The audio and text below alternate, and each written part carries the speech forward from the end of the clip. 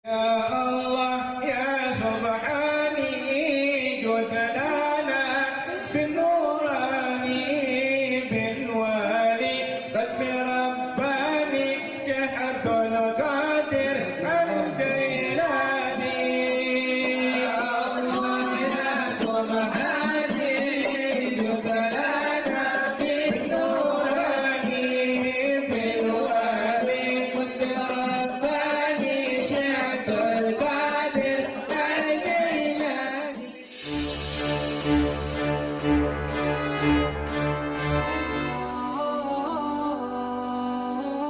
Bismillahirrohmanirrohim.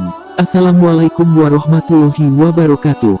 Nabi Muhammad Shallallahu Alaihi Wasallam merupakan manusia mulia yang menjadi nabi dan rasul terakhir umat muslim. Setiap muslim selalu dianjurkan untuk meneladani perbuatan, perkataan, serta seluruh fitrahnya dalam kehidupan sehari-hari. Rasulullah Shallallahu Alaihi Wasallam juga memiliki beberapa sifat wajib, seperti sidik yang artinya benar, tablik artinya menyampaikan, amanah artinya dipercaya, dan fatonah artinya cerdas. Di samping itu, Rasulullah juga dibekali oleh Allah Subhanahu wa Ta'ala berbagai macam mukjizat yang menakjubkan. Dilansir dari laman NU Online, mukjizat merupakan sebuah kejadian di luar kebiasaan yang diperlihatkan oleh Allah melalui Rasul dan Nabi-Nya, untuk membuktikan atau membenarkan kenabiannya. Lantas apa saja mukjizat yang diberikan Allah Subhanahu wa Ta'ala untuk Rasulullah? Simak 9 mukjizat Nabi Muhammad Shallallahu Alaihi Wasallam yang paling populer dan yang paling menakjubkan sepanjang masa. Pertama, Al-Quran. Dikutip dari situs Kemenak Jabar, mukjizat yang diberikan Allah kepada Nabi Muhammad Shallallahu Alaihi Wasallam berupa Al-Quran. Al-Quran merupakan mukjizat terbesar yang diberikan Allah kepada Nabi Muhammad Shallallahu Alaihi Wasallam. Di dalam Al-Quran tertulis bahwa mukjizat berupa kitab diberikan kepada 4 nabi dan rasul. Di antaranya Nabi Musa alaihi salam, Nabi Daud alaihi salam, Nabi Isa alaihi salam, dan Nabi Muhammad Shallallahu Alaihi Wasallam. Mukjizat yang diberikan kepada Nabi dan Rasul terakhir adalah mukjizat yang abadi sepanjang zaman, yaitu Al-Quran. Sedangkan para Nabi dan Rasul sebelum Nabi Muhammad Shallallahu Alaihi Wasallam, maka mereka diberikan mukjizat hanya pada zamannya saja dan semuanya tidak berlaku pada zaman selanjutnya. Kedua, membelah bulan. Semakin bertambahnya pengikut Nabi Muhammad untuk memeluk Islam, membuat orang-orang kafir Quraisy merasa sangat marah. Para kafir Quraisy melakukan berbagai cara untuk membuat kepercayaan para pengikut Nabi Muhammad berkurang. Para kafir Quraisy membuat rencana yang sangat tidak masuk akal untuk menyudutkan Nabi Muhammad. Salah satunya dengan menantang Nabi untuk melakukan hal yang mustahil untuk membuktikan kebenaran kenabiannya. Suatu ketika para kafir Quraisy menantang Nabi Muhammad di depan para pengikutnya sebagai bentuk kebenaran tentang ajarannya dan kenabiannya. Kalau memang engkau adalah seorang nabi, tunjukkanlah satu mukjizat kepada kami. Belahlah bulan purnama yang kini tengah temaram menjadi 2 bagian. Letakkan yang sebelah di atas bukit Abu Kubais, dan letakkan yang sebelahnya lagi di atas bukit Koikaan. Sontak Nabi Muhammad Shallallahu Alaihi Wasallam menanggapi tantangan itu.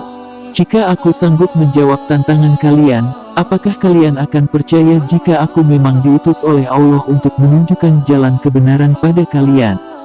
Nabi Muhammad pun langsung berdoa memohon kepada Allah untuk menjawab tantangan dari para kafir Quraisy. Dengan izin Allah, Nabi Muhammad menunjukkan kebenarannya. Bulan terbelah menjadi 2 bagian dan diletakkan oleh Nabi tepat di atas kedua gunung yang ditantang oleh para kafir Quraisy. Sontak para kafir Quraisy hanya terbengong dan heran dengan mukjizat yang diberikan Allah Subhanahu wa Ta'ala untuk Nabi Muhammad. Para kafir Quraisy hanya terdiam melihatnya. Kemudian Nabi Muhammad pun berkata, "Saksikanlah, saksikanlah, saksikanlah." Sebagian kafir Quraisy pun masih tetap mau menyudutkan Nabi Muhammad walaupun sudah dibuktikan oleh Nabi dengan mukjizatnya. Mereka sama sekali tak percaya dengan kejadian yang dilihatnya. "Ini sihir, ya ini sihir," kata sebagian kafir Quraisy. Keesokan harinya para kaum kafir Quraisy pun masih ingin membuktikan kebenaran yang mereka bilang sihir itu dengan menanyakan para musafir. Sebab menurut ahli sihir, saat itu sihir hanya tampak di depan mata yang melihatnya tetapi tidak terlihat di tempat lain. Ketika ada musafir yang datang, para kafir Quraisy pun menanyakan kepada mereka, dan benar saja para musafir juga bersaksi melihat kejadian bulan yang terbelah itu. Dari kejadian itu Allah Subhanahu wa Ta'ala menurunkan ayat Al-Quran, yang artinya, sungguh, telah dekat hari kiamat, dan telah terbelah bulan, dan ketika melihat tanda-tanda kebesaran kami, mereka pun ingkar lagi berpaling seraya berkata, ini adalah sihir yang terus-menerus, dan mereka mendustakannya, bahkan mengikuti hawa nafsu mereka, dan setiap urusan benar-benar telah tetap. Quran Surat Al-Qamar. Dan dalam suatu hadis juga mengatakan, dari Abdullah berkata bahwa bulan terbelah menjadi dua bagian di zaman Rasulullah. Kemudian Rasulullah Shallallahu Alaihi Wasallam bersabda, saksikanlah. Hadis riwayat Muslim, halaman 7249. Ketiga, air mengalir dari jemari tangannya. Kisah Nabi Muhammad Shallallahu Alaihi Wasallam mengeluarkan air dari sela jemarinya merupakan salah satu kisah populer. Kejadian ini merupakan salah satu mukjizat Rasulullah yang terjadi karena desakan dan situasi tertentu. Dikisahkan, ketika waktu salat subuh tiba, Rasulullah Shallallahu Alaihi Wasallam dan para sahabat akan berwudu. Namun, saat itu tak ada air sama sekali, padahal yang akan berwudu cukup banyak. Para sahabat yang hendak salat berjamaah bersama Rasulullah tentu membutuhkan air sangat banyak untuk berwudu. Rasulullah pun bertanya, apa ada kantung air? Seorang sahabat menyahut, ada ya Rasulullah. Kemudian sahabat itu membawa kantung air yang bahannya terbuat dari kulit kambing. Biasanya kantung air itu digunakan untuk membawa persediaan air ketika dalam perjalanan panjang. Kemudian Rasulullah meletakkan tangan kanannya di atas kantung kulit kambing itu. Jari-jarinya pun terbuka. Dari sela-sela jari beliau seketika memancar air yang jernih sekali. Rasulullah Shallallahu Alaihi Wasallam kemudian berseru kepada Bilal bin Rabah, salah satu sahabat dekat Rasulullah. Hai Bilal, panggil orang-orang itu untuk berwudu. Orang-orang yang akan menunaikan salat subuh itu pun dipanggil oleh Bilal untuk berwudu dengan air yang memancar dari sela-sela jari Rasulullah. Bukan hanya berwudu, bahkan seorang sahabat Rasul bernama Ibnu Mas'ud sampai meminum air itu. Air tersebut memiliki rasa yang sangat sejuk, seperti air yang memancar langsung dari sumber dalam bawah tanah. Air itu terus mancur sampai semua orang dapat berwudu. Itulah salah satu mukjizat yang dikaruniakan oleh Allah yang Maha Kuasa kepada Nabi Muhammad Shallallahu Alaihi Wasallam. Keempat, makanan sedikit cukup untuk banyak orang. Dalam sejarah peperangan di masa Rasulullah Shallallahu Alaihi Wasallam terdapat salah satu perang yang sangat bersejarah, yakni Perang Khandaq.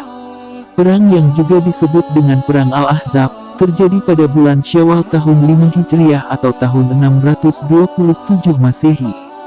Perang yang langsung dipimpin oleh Rasulullah ini memiliki sejumlah keajaiban yang merupakan pertolongan dari Allah Subhanahu wa Ta'ala, yang diberikan melalui mukjizat Rasulullah Shallallahu Alaihi Wasallam. Perang Khandaq menggunakan strategi membangun parit yang mengelilingi Madinah untuk menghindari serbuan langsung dari pasukan musuh. Pasokan makanan saat itu tidak sebanding dengan jumlah pasukan yang ada.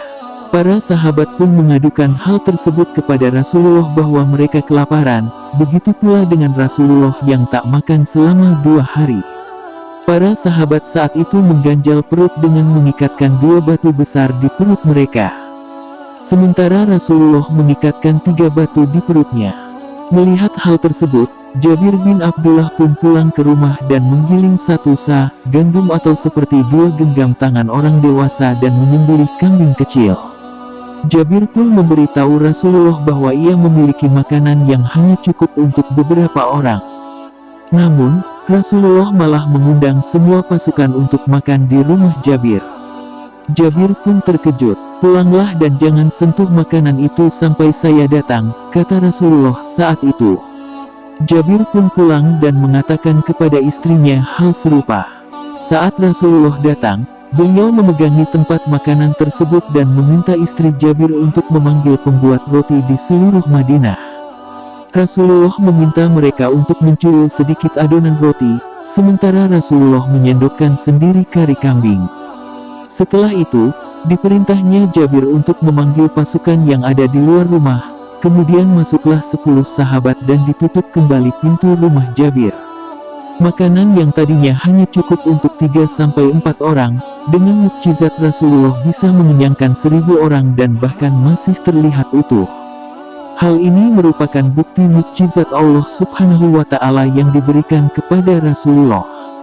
Kelima, segelas susu mengenyangkan banyak orang. Di antara para sahabat Nabi Muhammad SAW, Abu Hurairah merupakan salah seorang sahabat Nabi yang masyhur.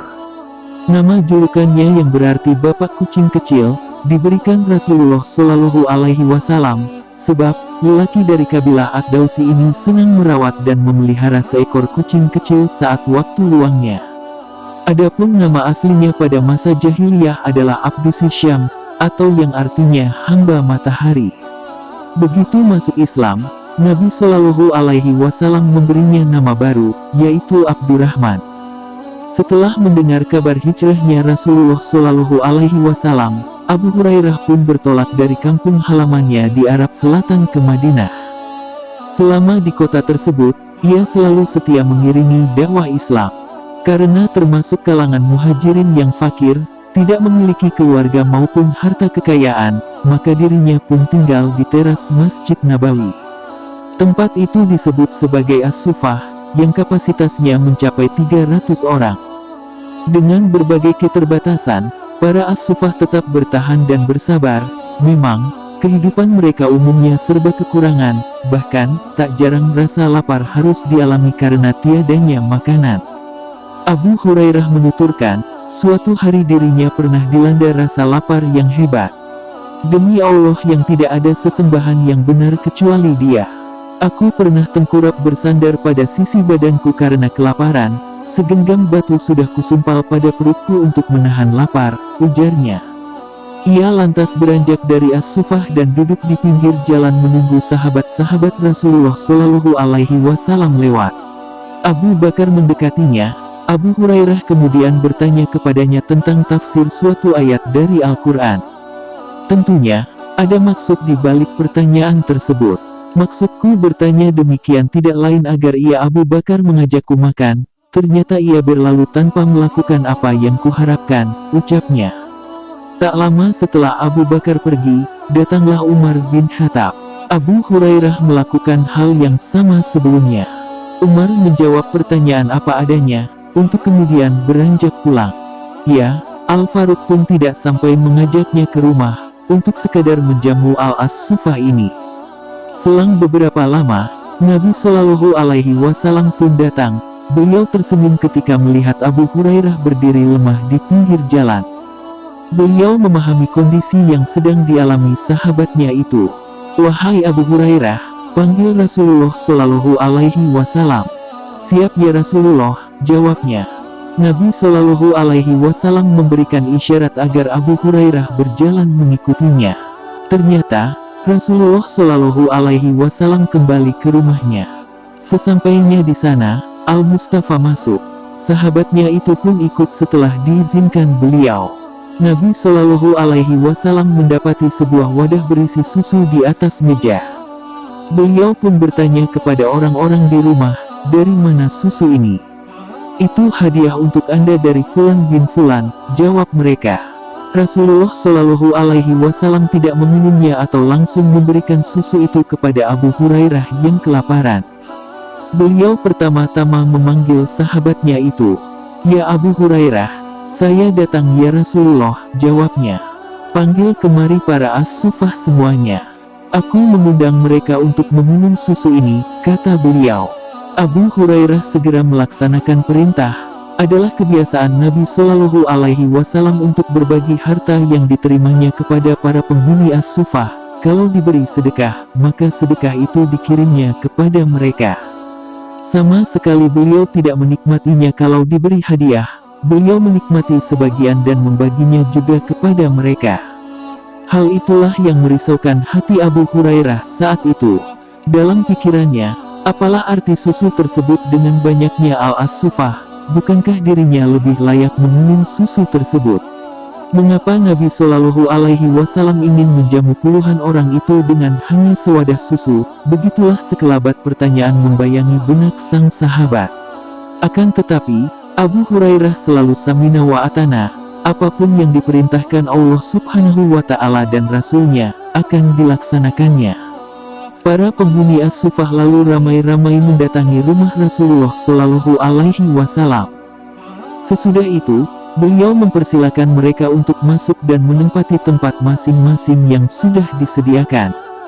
Lantas Nabi Shallallahu Alaihi Wasallam berkata kepada Abu Hurairah, ambil wadah yang berisi susu itu dan tuangkanlah kepada masing-masing mereka. Sahabat ini dengan sigap melaksanakan perintah tersebut. Ia tuangkan susu ke gelas seorang demi seorang para al-as-sufah. Luar biasanya, susu dalam wadah tersebut seperti tak habis-habis, padahal Abu Hurairah berkali-kali mengambilnya untuk mengisi seluruh gelas para tamu. Akhirnya, Abu Hurairah tiba di posisi duduk Nabi Shallallahu Alaihi Wasallam, sementara orang-orang lainnya sudah kenyang semua. Rasulullah Shallallahu Alaihi Wasallam lalu mengambil wadah susu tersebut dan meletakkan di tangannya. Wahai Abu Hurairah, kata beliau sambil menatap sahabatnya itu. Siap wahai Rasulullah, jawabnya. Sekarang, tinggal aku dan engkau yang belum minum. Benar ya Rasulullah, ujar sahabat ini. Duduk dan minumlah susu ini, perintah beliau. Abu Hurairah lalu duduk dan minum susu tersebut. Sesudah beberapa teguk, ia hendak memberi wadah itu kepada Nabi Shallallahu Alaihi Wasallam. Namun, Rasulullah Shallallahu Alaihi Wasallam menyuruhnya agar minum lagi. Demikian terus diulang-ulang anjurannya itu sampai-sampai Abu Hurairah terpaksa menolak. Demi zat yang mengutusmu dengan kebenaran, tidak ada lagi tempat di perutku untuk menampung susu itu, katanya. Nabi Shallallahu Alaihi Wasallam tersenyum, lalu meminta wadah berisi susu itu. Lalu beliau memuji Allah Subhanahu wa Ta'ala dengan mengucapkan basmalah dan meminum susu yang tersisa. Kisah tersebut menunjukkan salah satu mukjizat Nabi Shallallahu Alaihi Wasallam. Satu wadah kecil yang berisi susu ternyata bisa mengenyangkan puluhan orang al-as-sufah yang kelaparan. Keenam, doa meminta hujan. Sahabat Anas berkata, ada seorang laki-laki bertanya kepada Rasulullah, wahai Rasulullah, binatang ternak telah mati sebab kehausan, dan jalanan telah retak-retak, maka berdoalah kepada Allah Subhanahu wa Ta'ala agar menurunkan hujan kepada kami. Kemudian Rasulullah mengangkat kedua tangannya dan berdoa, yang artinya, ya Allah, turunkanlah hujan kepada kami. Ya Allah, turunkanlah hujan kepada kami. Ya Allah, turunkanlah hujan kepada kami. Anas berkata, demi Allah, kami tidak melihat awan mendung, gumpalan awan, dan sesuatu pun di langit. Lalu muncullah awan mendung hitam dari belakang bukit Salah, seperti lingkaran bergigi. Ketika awan hitam sampai di tengah dan menyebar, hujan turun sampai hari Jumat. Kemudian laki-laki yang sama berkata, wahai Rasulullah, harta benda telah hancur, dan jalanan terputus karena banjir, maka berdoalah kepada Allah agar menghentikan hujan. Kemudian Rasulullah Shallallahu Alaihi Wasallam mengangkat tangannya dan berdoa, yang artinya, ya Allah, turunkanlah hujan di sekeliling kami, bukan azab atas kami. Kemudian awan mendung mendadak hilang dari langit Madinah sehingga hanya mengelilinginya seperti mahkota. Dalam riwayat di atas, seorang laki-laki mengeluh kepada Rasulullah tentang banyaknya ternak yang mati dan memintanya untuk berdoa. Namun, ia hanya meminta diturunkannya hujan tanpa mempertimbangkan aspek lainnya, seperti banjir dan lain sebagainya. Karena kekurangannya akan sesuatu, membuatnya fokus akan sesuatu itu saja, dalam hal ini adalah air hujan, sehingga ketika bencana lain muncul akibat hujan yang tak kunjung reda, ia kembali meminta Rasulullah untuk berdoa. Dan dengan senang hati Rasulullah berdoa kepada Allah meminta hujan dihentikan. Dari dua riwayat di atas, kita sedang diajari bahwa doa sebaiknya disertai dengan kesabaran, agar kita dapat memahami pentingnya keseimbangan dalam segala sesuatu. Ketujuh, menyembuhkan mata yang buta dan luka pada setelah perang. Dikisahkan, Abdullah bin Atik bersama beberapa orang lain yang mendapat tugas untuk melakukan penyerangan terhadap Abu Rafi Salam bin Abi al-Huqaiq, seorang saudagar Yahudi yang menjadi provokator terhadap kaum Quraisy agar memerangi kaum muslimin di Madinah, sekaligus menjadi penyandang dana perang mereka. Namun dalam misi tersebut kaki Abdullah patah. Kisah ini diceritakan dalam hadis riwayat Al-Bukhari yang artinya, setelah selesai melakukan penyerangan terhadap Abu Rafi, pada saat itu aku sampai di suatu anak tangga hingga kakiku merasa telah menyentuh tanah. Namun di malam yang bercahaya bulan sangat terang itu aku terjatuh, lalu kakiku patah, kemudian aku membalutnya dengan serbanku. Setelah itu perlahan aku pergi dan duduk di depan pintu gerbang. Aku berkata kepada kawan-kawanku, aku tidak akan keluar dari benteng ini sampai tahu bila aku benar-benar telah membunuhnya. Ketika ayam jantan mulai berkokok, seseorang mengabarkan berita kematian Abu Rafi. Ia umumkan bahwa Abu Rafi saudagar dari Hijaz itu telah tewas. Lalu aku menemui kawan-kawanku dan berkata pada mereka, mari kita pergi menyelamatkan diri, karena Allah telah membunuh Abu Rafi. Setelah sampai di hadapan Nabi Shallallahu Alaihi Wasallam, aku sampaikan hal itu semua, lalu beliau bersabda, bentangkanlah kakimu, lalu aku membentangkannya, beliau kemudian mengusapnya, begitu diusap kakiku seakan-akan tidak merasakan sakit apa-apa. Selanjutnya, menyembuhkan luka Salamah. Al-Maki bin Ibrahim telah meriwayatkan kepada kami bahwa Yazid bin Abu Ubaid bercerita, aku pernah melihat bekas luka pukulan pedang pada kaki, bagian lutut Salamah. Aku lalu menanyakannya, wahai Abu Muslim, luka bekas pukulan apa itu? Dia menjawab, ini luka bekas pukulan yang aku alami pada saat perang Khaybar. Saat itu orang-orang berkata, Salamah terluka, maka aku kemudian menemui Nabi, dan beliau meludahi lukaku ini sebanyak 3 kali. Setelah itu aku tidak merasakan sakit apa-apa hingga sekarang. Hadis riwayat Al-Bukhari.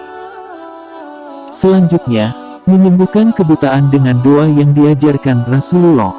Utsman bin Hunayf meriwayatkan, ada seorang yang tunanetra datang kepada Nabi, lantas ia berkata, wahai Nabiullah, berdoalah kepada Allah agar menyembuhkanku. Beliau bersabda, jika engkau mau, aku akan menangguhkan doaku dan itu lebih utama untuk akhiratmu. Dan jika engkau mau, aku akan mendoakanmu. Lalu orang itu berkata, tidak, berdoalah engkau untukku sekarang. Maka beliau menyuruh orang itu berwudu dan salat 2 rakaat, lalu membaca doa, ya Allah, sesungguhnya aku meminta kepadamu, aku bertawajuh kepadamu dengan perantaraan Nabi-Mu Muhammad Sallallahu Alaihi Wasallam, Nabi pembawa rahmat. Wahai Muhammad, sesungguhnya dengan perantaramu, aku menghadap kepada Tuhanku perihal kebutuhanku ini, dan engkau memohonkan kesembuhan untukku. Lalu laki-laki itu pun akhirnya sembuh. Hadis riwayat Ahmad. Dalam riwayat Al-Baihaqi disebutkan, bahwa kesembuhan tersebut berlangsung seketika itu juga sesaat setelah laki-laki itu membaca doa secara berulang-ulang lalu kembali ke majelis. Beliau berucap, demi Allah, kami tak berpisah darinya dan tidaklah kejadiannya berlangsung lama hingga lelaki itu masuk kembali seolah sama sekali tak pernah buta. Demikian yang diriwayatkan oleh Al-Baihaqi dalam Dalail An-Nubuwah. Selanjutnya, menyembuhkan luka Khubayb bin Adi. Ibnu Ishaq meriwayatkan, Khubayb bin Abdurrahman bercerita kepadaku bahwa Khubayb bin Adi tertebas pedang pada saat perang Badar hingga tubuhnya miring sebelah. Namun kemudian Rasulullah meludahi lukanya, membungkus, dan mengembalikannya hingga serasi kembali. Demikian sebagaimana yang diriwayatkan oleh Al-Baihaqi dalam Dalail An-Nubuwah. Selanjutnya, menyembuhkan mata Qatadah yang bergelantungan di pipinya sewaktu perang Badar. Diriwayatkan bahwa Qatadah bin Nu'man matanya terkena senjata pada saat perang Badar hingga bola matanya bergelantungan di pipinya. Semula para sahabat hendak memotongnya, untungnya, mereka menanyakannya lebih dahulu kepada Rasulullah. Dan beliau pun melarang, jangan dipotong, kemudian beliau memanggil Qatadah dan mengembalikan bola matanya dengan telapak tangan beliau. Sampai-sampai Qatadah pun tidak tahu mata mana yang sebelumnya terluka karena sembuh total. Hadis riwayat Baihaqi dalam Dalail Nubuwahnya. Selanjutnya, menyembuhkan mata Abu Dzar yang terluka pada saat perang Uhud. Abdurrahman bin Harits bin Ubaid meriwayatkan bahwa kakeknya berkata, mata Abu Dzar terluka pada saat perang Uhud, kemudian Rasulullah Shallallahu Alaihi Wasallam meludahinya, maka mata yang terluka tadi menjadi mata yang paling sehat. Hadis riwayat Abu Ya'la. Kedelapan, tubuh memancarkan petir. Dikisahkan, pada saat Rasulullah Shallallahu Alaihi Wasallam berangkat menuju ke medan perang Hunain, di antara yang ikut serta dalam pasukan kafir ada seorang lelaki yang bernama Syaibah bin Utsman bin Talah, yang ayah dan pamannya terbunuh dalam perang Uhud. Oleh karena itu, keikutsertaan Syaibah dalam perang Hunain adalah untuk membalas dendam atas kematian bapak dan pamannya di perang Uhud.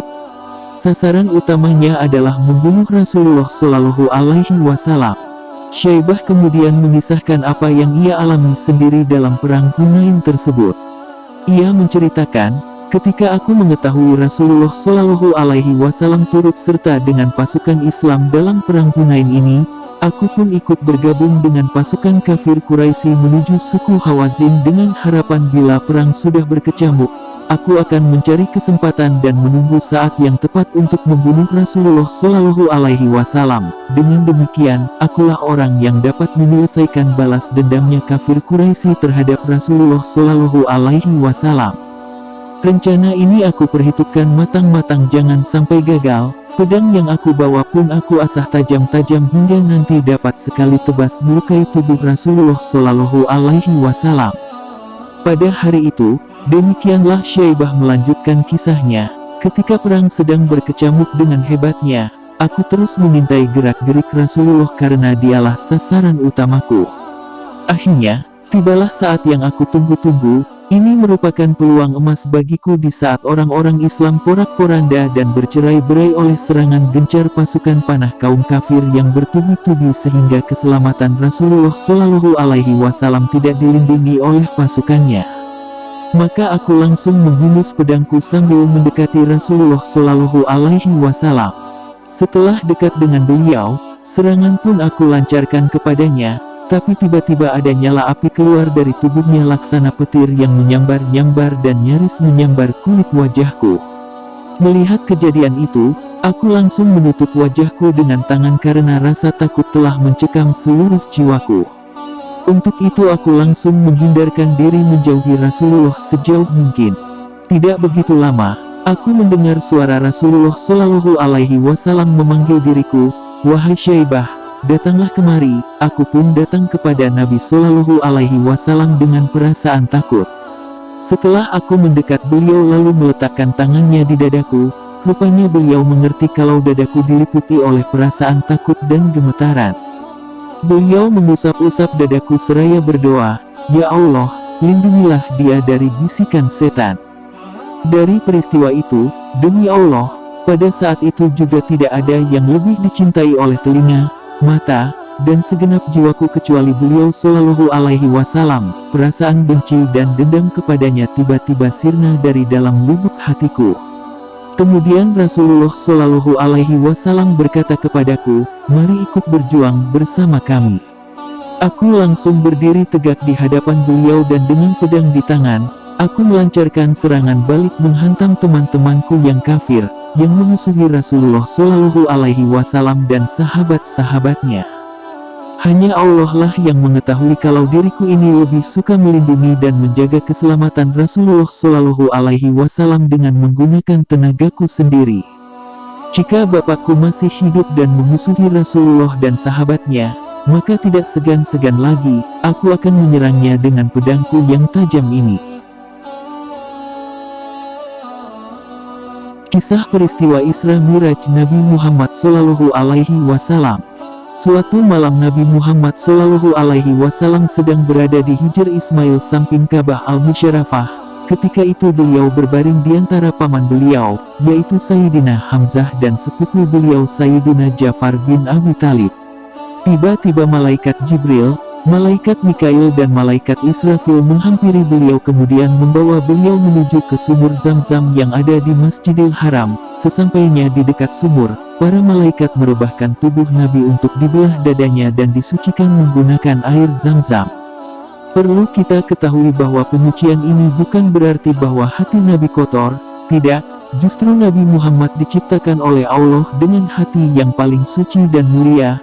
Hal ini dilakukan tidak lain adalah untuk menambah kebersihan di atas kebersihan, kesucian di atas kesucian, cahaya di atas cahaya, karena beliau akan melaksanakan suatu perjalanan dan peristiwa maha dahsyat, yaitu berjumpa langsung dengan Allah Subhanahu wa Ta'ala.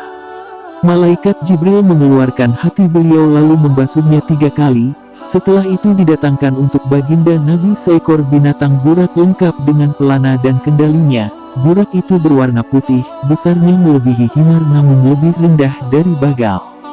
Ketika hendak menaikinya, Nabi Muhammad merasa kesulitan. Kemudian Jibril meletakkan tangannya pada wajah binatang tersebut sambil berkata, "Wahai burak, tidakkah kamu merasa malu? Demi Allah tak ada makhluk Allah yang menaikimu yang lebih mulia daripada beliau Nabi Muhammad." Mendengar teguran Jibril tersebut, burak merasa malu sehingga sekujur tubuhnya gemetar dan berkeringat. Lalu setelah burak itu tenang, kemudian Nabi naik lagi ke atas punggungnya. Dalam peristiwa Isra Miraj ini, Jibril menemani Nabi dan berada di sebelah kanan beliau, sedangkan Mikail di sebelah kiri. Menurut riwayat Ibnu Sa'ad, Jibril memegang sanggur di pelana burak, sedang Mikail memegang tali kendali.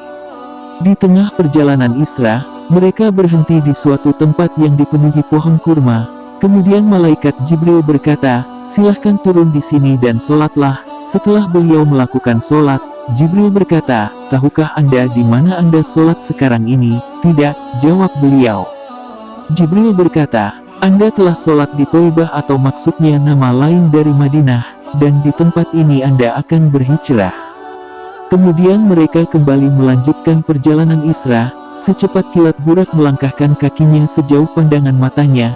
Namun tiba-tiba Jibril berkata, "Berhentilah di sini dan turunlah Anda serta sholatlah di tempat ini." Setelah Nabi melakukan sholat dan kembali ke atas buruk, Jibril memberitahukan bahwa Nabi telah sholat di Madian, di sisi pohon di mana dulunya Nabi Musa pernah bernaung di bawahnya dan beristirahat ketika dikejar-kejar tentara Fir'aun. Dalam perjalanan selanjutnya Nabi Muhammad singgah di Tur Sina, sebuah lembah di Syam, tempat di mana Nabi Musa ingin berbicara dengan Allah Subhanahu wa Ta'ala. Beliau pun sholat di tempat itu. Kemudian beliau sampai di suatu daerah yang tampak kepada beliau istana-istana Syam. Beliau turun dan sholat di sana. Kemudian Jibril memberitahukan kepada beliau dengan berkata, "Anda telah sholat di Bethlehem Baitul Maqdis, tempat dilahirkan Nabi Isa bin Maryam." Di Baitul Lahmi ini pun beliau turun dan melakukan sholat. Kemudian perjalanan diteruskan dan tidak lama sampailah ke Baitul Maqdis. Di Baitul Maqdis ternyata telah berkumpul para nabi terdahulu yang sedang menantikan kedatangan Nabi Muhammad Shallallahu Alaihi Wasallam untuk melakukan sholat berjamaah, dan di sini beliau Shallallahu Alaihi Wasallam menjadi imam seluruh para nabi-nabi. Seterusnya dalam perjalanan, beliau menyaksikan dengan sekelompok manusia yang bercocok tanam dan seketika dapat dituai atau dipetik hasilnya. Nabi pun merasa heran lalu bertanya kepada Jibril.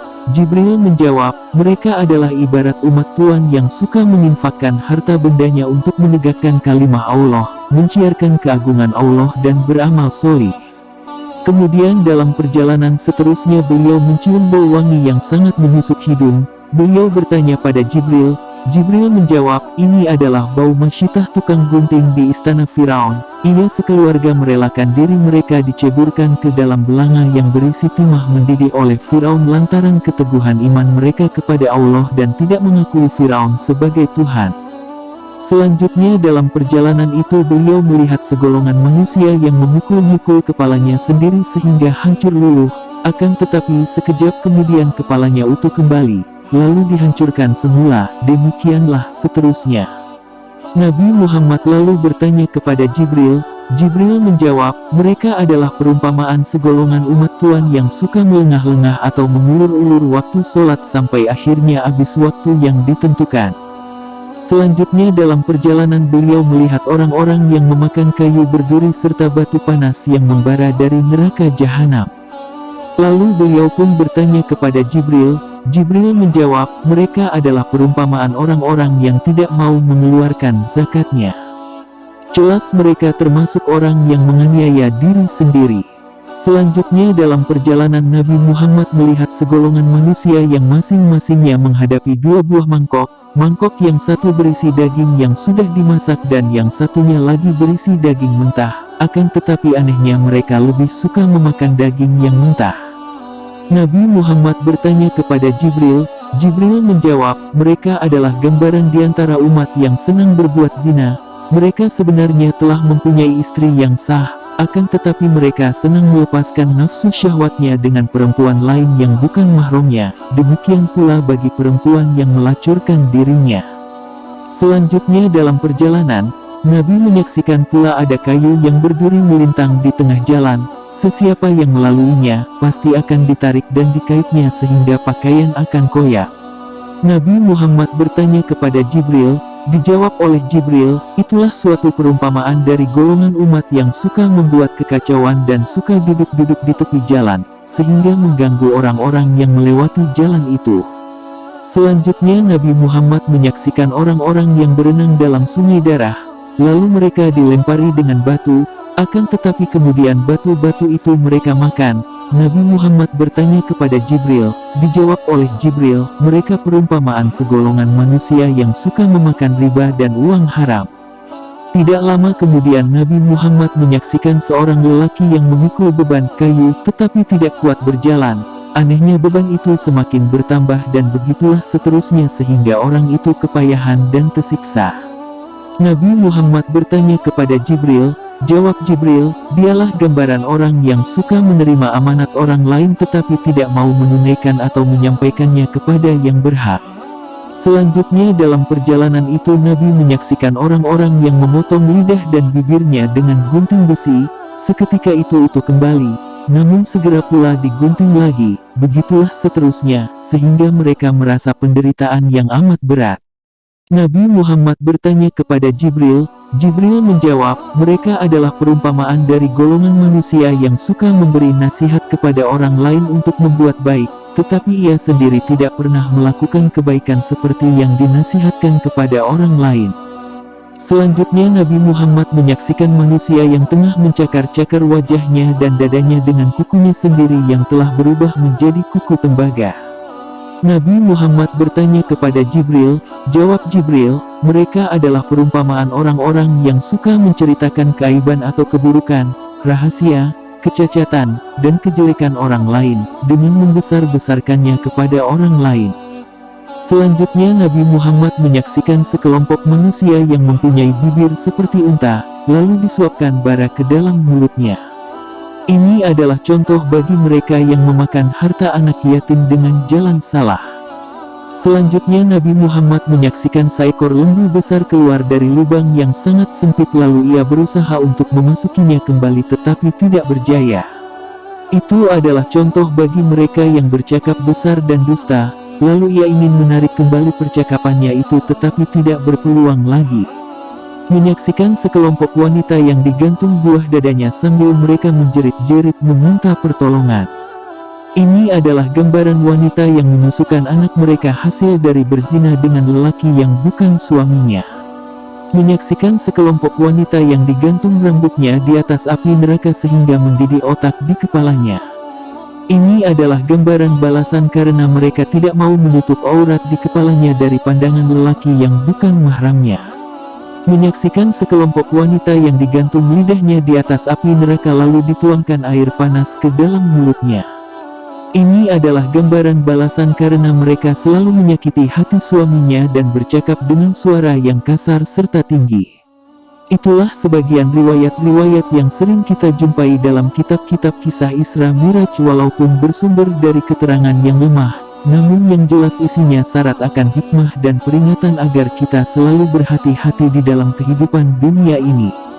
Selanjutnya kisah Miraj, atau perjalanan Nabi Muhammad SAW dari Masjidil Aqsa ke Sidratul Muntaha. Selanjutnya malaikat Jibril menyediakan tangga Miraj yang diambil dari surga. Tangga Miraj itu diperbuat dari emas dan perak berlapis mutiara. Melalui tangga inilah dengan berkendaraan burak Nabi SAW bersama malaikat Jibril lalu naik ke langit pertama yaitu langit dunia. Ketika Jibril meminta agar dibukakan pintu, kedengaran suara bertanya, "Siapakah engkau?" Dijawabnya, "Aku Jibril." Jibril ditanya lagi, "Siapakah yang bersamamu?" Jibril menjawab, "Nabi Muhammad." Jibril ditanya lagi, "Adakah Nabi Muhammad telah diutuskan?" Jibril menjawab, "Ya, beliau telah diutuskan." Kemudian pintu langit pun dibuka. Nabi Muhammad bersama Jibril segera masuk ke langit pertama. Di langit pertama, disinilah Nabi Muhammad bertemu untuk pertama kalinya dengan Abul Basyar atau ayahnya seluruh umat manusia, yaitu Nabi Adam alaihi salam. Ketika dibuka, kami pun naik ke langit dunia. Saat itu Nabi Shallallahu Alaihi Wasallam disambut oleh Nabi Adam alaihi salam dengan ucapan, "Selamat datang hai Nabi yang soleh dan anak yang soleh."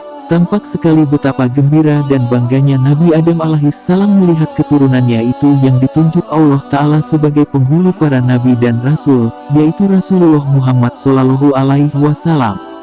Saat itu Nabi Muhammad Shallallahu Alaihi Wasallam melihat Nabi Adam alaihissalam sambil duduk tertawa saat memandang ke sekumpulan orang di arah sebelah kanannya, lalu menangis saat memandang ke sekumpulan orang di arah sebelah kirinya. Maka ketika Nabi Shallallahu Alaihi Wasallam menanyakan kepada malaikat Jibril mengenai kejadian aneh tersebut, maka beliau mengatakan bahwa saat memandang ke kanan Nabi Adam alaihissalam tertawa sebab gembira melihat anak keturunannya yang berada di surga. Sedangkan saat beliau memandang ke kiri menangis sebab sedih melihat anak keturunannya yang masuk neraka. Menurut penulis kitab Fathul Bari, yaitu Imam Ibnu Hajar al-Asqalani rahimahullah, bahwa boleh jadi yang diperlihatkan kepada Nabi Adam alaihissalam ialah kumpulan ruh anak keturunannya sebelum ditiupkan ke dalam jasadnya masing-masing, namun sudah ditetapkan terlebih dahulu oleh Allah Ta'ala bakal menjadi penghuni surga atau penghuni neraka. Itulah yang disaksikan oleh Nabi Adam alaihissalam sehingga ia tertawa dan menangis.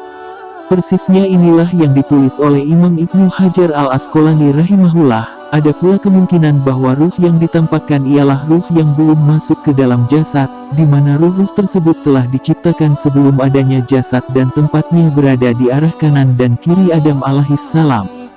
Lalu Adam alaihissalam mengetahui akhir perjalanan ruh-ruh itu.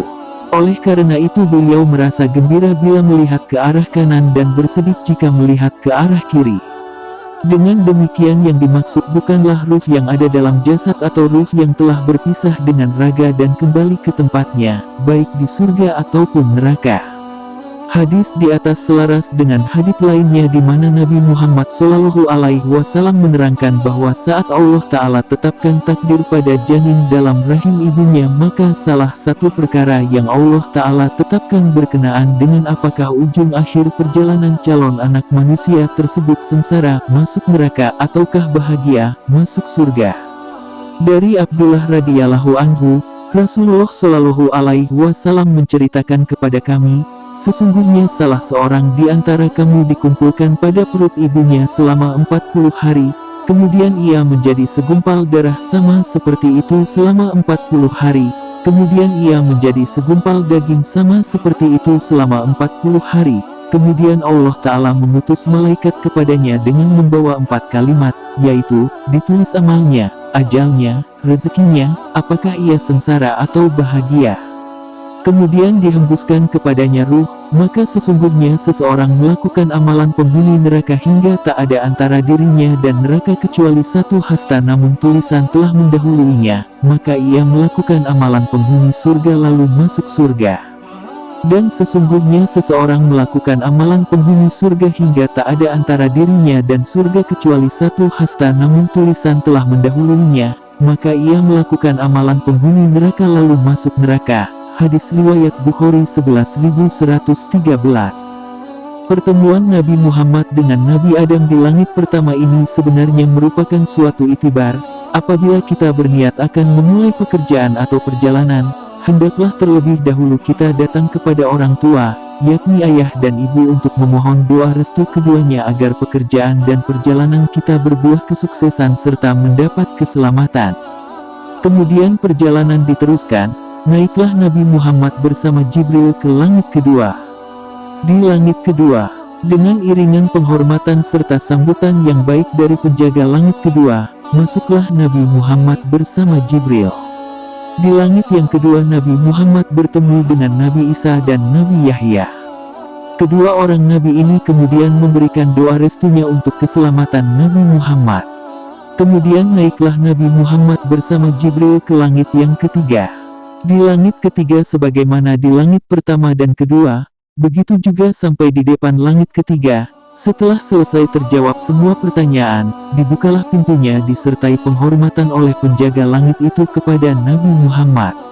Di langit yang ketiga, Nabi Muhammad bertemu dengan Nabi Yusuf, yaitu seorang hamba Allah yang memperoleh karunia Allah yang berupa ketampanan pada wajahnya. Pertemuan antara Nabi Muhammad dengan Nabi Yusuf di langit yang ketiga ini tidak ubahnya seperti pertemuan dua saudara. Selanjutnya Nabi Muhammad bersama Jibril naik ke langit yang keempat. Di langit keempat, di sini Nabi Muhammad bertemu dengan Nabi Idris yang telah memperoleh karunia tempat yang tinggi dari Allah Subhanahu wa Ta'ala. Pertemuan ini pun tak ubahnya seperti pertemuan dua orang saudara yang telah lama berpisah. Perjalanan pun diteruskan. Nabi Muhammad bersama Jibril terus naik ke langit yang kelima. Di langit kelima, dengan iringan penghormatan serta sambutan yang baik dari penjaga langit kelima, masuklah Nabi Muhammad bersama Jibril. Di langit yang kelima Nabi Muhammad bertemu dengan Nabi Harun, dengan penuh penghormatan. Pertemuan ini pun tidak ubah seperti pertemuan dua orang saudara, penuh dengan kemesraan dan saling menghormati di antara keduanya. Seterusnya Nabi Muhammad bersama Jibril naik ke langit yang keenam. Di langit keenam ini Nabi Muhammad bertemu dengan Nabi Musa. Di sini Nabi Muhammad menyaksikan suatu keanehan, sebab tiba-tiba saja Nabi Musa menangis terseduh-seduh. Saat aku bertanya kepada beliau perihal tangisnya itu, beliau pun menjawab, karena aku tidak mengira ada seorang nabi yang diutus Allah sesudahku umatnya akan lebih banyak yang masuk surga dari umatku. Kemudian perjalanan diteruskan ke langit ketujuh. Diriwayatkan dari Ibnu Abbas, ia berkata, Rasulullah telah menceritakan tentang perjalanan Isra-Nya. Baginda bersabda, Nabi Musa berkulit sawo matang dan tinggi seperti seorang lelaki dari kabilah Syanuah. Jika Nabi Isa alaihi salam, ia berbadan gempa, tapi tingginya sederhana. Selain dari itu Baginda juga menceritakan tentang Malik penjaga neraka Jahanam dan Dajjal. Di langit ketujuh, di sini Nabi Muhammad bertemu dengan Nabi Ibrahim. Di saat itu Nabi Ibrahim sedang bersandar di Baitul Mamur. Nabi Muhammad disambut dengan baik, penuh penghormatan seperti menyambut anak sendiri. Nabi Ibrahim sempat memberikan nasihat kepada Nabi Muhammad Shallallahu Alaihi Wasallam sebagai berikut, Wahai Muhammad, aku nasihatkan agar engkau menyuruh umatmu untuk memperbanyak tanaman surga. Nabi Shallallahu Alaihi Wasallam bertanya, apakah yang Tuhan maksud dengan tanaman surga itu? Jawab Nabi Ibrahim, tanaman surga ialah ucapan, La haula wala quwata illa billahil aliyil adim. Atau ucapan subhanallah walhamdulillah wala ilaha illallah, wallahu akbar. Perlu diketahui bahwasanya Baitul Mamur adalah Ka'bah para malaikat yang setiap harinya tidak kurang dari 70.000 malaikat masuk ke dalamnya dan apabila telah keluar, tidaklah mereka mengulanginya lagi. Tidak lama kemudian Jibril menghidangkan 3 buah gelas, masing-masing berisi arak, air susu dan madu, supaya Nabi Muhammad memilihnya dan manakah yang lebih disukainya. Beliau pun memilih air susu, lalu diminumnya. Berkatalah Jibril, benarlah engkau ya Muhammad, itulah lambang kesucian engkau. Demikian malaikat Jibril mengatakan. Selanjutnya, naik ke Sidratul Muntaha. Di Sidratul Muntaha ini Nabi Muhammad menyaksikan keindahan panorama yang tiada bandingannya dan tidak terdapat di tempat manapun apalagi di dunia ini. Dalam satu kesempatan di Sidratul Muntaha, Nabi Muhammad sempat melihat rupa malaikat Jibril yang asli. Disebut dalam salah satu hadis yang diriwayatkan Sahih Bukhari dan Muslim, bahwasannya Jibril mempunyai 600 sayap. Selanjutnya Nabi Muhammad diajak oleh malaikat Jibril menyaksikan keindahan bengawan Al-Kautsar, sampai ke depan pintu gerbang surga kemudian beliau masuk ke surga. Di dalam surga beliau menyaksikan hal-hal yang mengherankan, yang belum pernah beliau saksikan sebelumnya, juga mendengar suara-suara yang belum pernah beliau mendengarnya, bahkan apa saja yang menjadi kehendak hati seketika wujud. Kesemuanya itu disaksikan oleh Nabi Muhammad di dalam surga, bahkan beliau sempat membaca tulisan yang terpampang di pintu surga sebagai berikut, yang artinya, sedekah memperoleh pahala 10 kali lipat dan menghutangi memperoleh pahala 18 kali lipat. Bertanyalah Nabi Muhammad kepada Jibril, mengapakah pahala orang yang memberi hutang lebih besar daripada pahala orang bersedekah? Jibril menjawab, benar, sebab orang yang diberi sedekah terkadang masih mempunyai persediaan hidup, sedangkan orang yang berhutang sudah barang tentu dia sangat memerlukan, yakni tidak mempunyai persediaan, sedangkan ia tidak sudi berbuat meminta-minta. Untuk kesempurnaan pengetahuan Nabi Muhammad, diajak pula beliau melihat keadaan melihat neraka, di sisi beliau menyaksikan bermacam-macam penyiksaan dan sebagainya. Setelah menyaksikan keadaan surga dan neraka, kemudian Nabi Muhammad meneruskan perjalanan naik ke Sidratul Muntaha sendirian tanpa ditemani oleh malaikat Jibril, lantaran Jibril merasa berat untuk melangkah lebih tinggi lagi. Di Sidratul Muntaha beliau mendengar suara goresan pena penulis, yaitu kalam yang menulis hukum-hukum Allah di Lauhul Mahfuz. Seterusnya Nabi Muhammad diangkat naik setingkat lagi sampai ke arsinya Allah Subhanahu wa Ta'ala. Disinilah Nabi Muhammad menerima perintah sholat yang wajib dilaksanakan oleh Nabi Muhammad dan segenap umatnya sebanyak 50 kali sehari semalam. Dan akhirnya hanya tinggal 5 waktu sehari semalam setelah dinasihati oleh Nabi Musa dan diperkenankan oleh Allah. Dan juga di arsinya Allah Subhanahu wa Ta'ala, Nabi Muhammad menerima beberapa khususiyah yang belum pernah diberikan kepada para nabi terdahulu. Mengenai beberapa khususiyah yang disebut antara lain sebagai berikut, Nabi Muhammad diberi oleh Allah surah Al-Fatihah dan akhir surah Al-Baqarah dari ayat amanah Rasulu, sampai kepada firman-Nya fansurna alal qaumil kafirin. Dalam peristiwa kisah Isra Miraj ini, Nabi Muhammad memperoleh derajat yang tertinggi, yaitu asma Allah disebutkan bersamaan dengan nama Muhammad, yaitu la ilaha illallah Muhammad dan Rasulullah. Dalam peristiwa Isra Miraj ini juga, Nabi Muhammad menerima gelar Habibullah dan Sayyiduna Anbiya wal Mursalin. Subhanallah, Allahu Akbar, Maha Suci Allah yang menjalankan hambanya pada suatu malam dari Masjidil Haram ke Masjidil Aqsa, yang kami berkahi sekelilingnya agar kami memperlihatkan kepadanya sebahagian tanda-tanda kebesaran kami. Al-Quran Surat Al-Isra.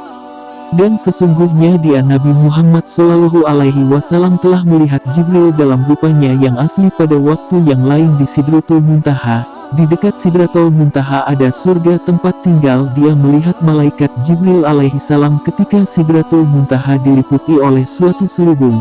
Penglihatannya tidak berpaling dari yang dilihatnya itu dan tidak pula melampauinya. Sesungguhnya dia telah melihat sebahagian tanda-tanda kekuasaan Tuhannya yang paling besar. Al-Quran Surat An-Najm.